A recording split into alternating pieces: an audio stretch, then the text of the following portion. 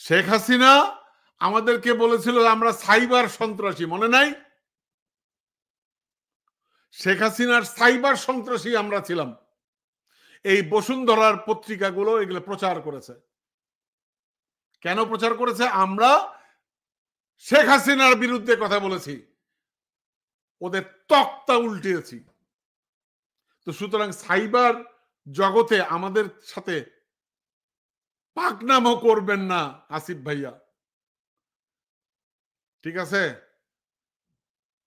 করবেন না। এই জন্যই বলছি যে আপনারা যে অপকর্ম করছেন, যে আমি প্রথমে যেটা বললাম যে ডিসেম্বরে যে আপনার সম্পর্কে আমার বন্ধুরা, আমার সাংবাদিক বন্ধুরা অনেক তথ্য দিল, অনেক কথা দিল। আপনি ব্র্যান্ড ছাড়া কিছু পড়েন না, আপনার শরীরে সবকিছু ব্র্যান্ডের, কোত্থেকে পান টাকা? এই প্রশ্নটা আমার সাংবাদিক বন্ধুরা করেছিল। আমি বলছিলাম ঠিক আছে, অসুবিধা নাই, ছেলেরা আন্দোলন করেছে, বাজি, জীবনের বাজি রেখে আমাদের এই ফ্যাসিস্ট মুক্ত করেছে। ওরা আমাকে বলেছে টিটো ভাই এই জন্যই আমরা চুপ করে আছি। এই চুপ করে কতদিন থাকবেন? আমরাই বা চুপ করে কতদিন থাকব? এটি একটি প্রশ্ন।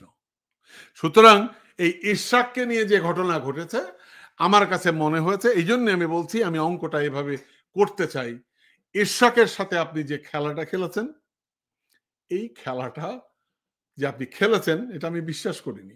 এখন আমার কাছে মনে হচ্ছে যে আপনারা সংঘবদ্ধভাবে খেলছেন। খেলুন, অসুবিধা নেই, ঠিক আছে? আপনারা খেলবেন, আপনারা খেলতে পারেন, আপনারা খেলবেন, অসুবিধা তো নাই।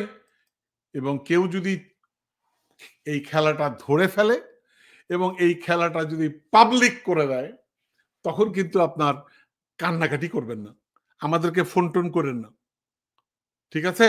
আমাদেরকে ফোন টোন করেন না, মাপটাপ চাইেন না, সবকিছু পে করতে হয়, ঠিক আছে? আল্লাহ প্রত্যেকটি অপকর্মের জন্য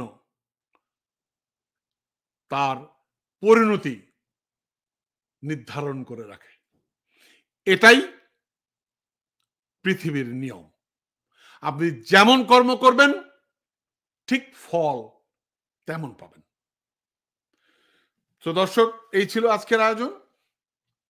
ভালো থাকবেন। এবং সবশেষে আরেকটি কথা বলতে চাই যে যা কিছু ঘটছে এগুলো কাম্য না। আপনারা যারা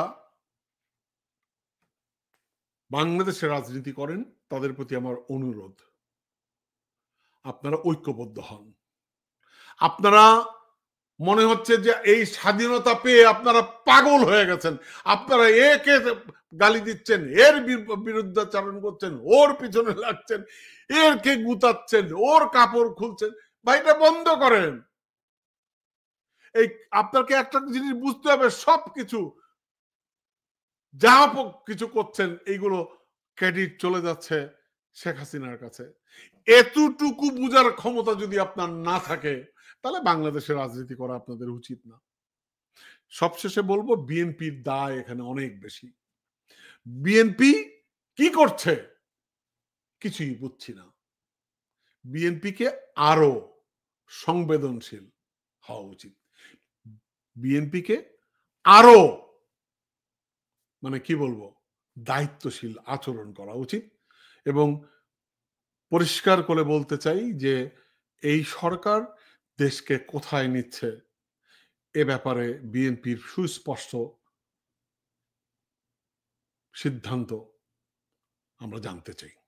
ভালো থাকবেন দর্শক, সুস্থ থাকবেন এবং নাগরিক টিভির পক্ষে থাকবেন।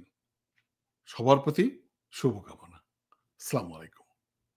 ও আরেকটা কথা, মন্তব্য করবেন, আপনাদের সুনির্দিষ্ট মন্তব্য আমাদের চলার পথে পাথেয়।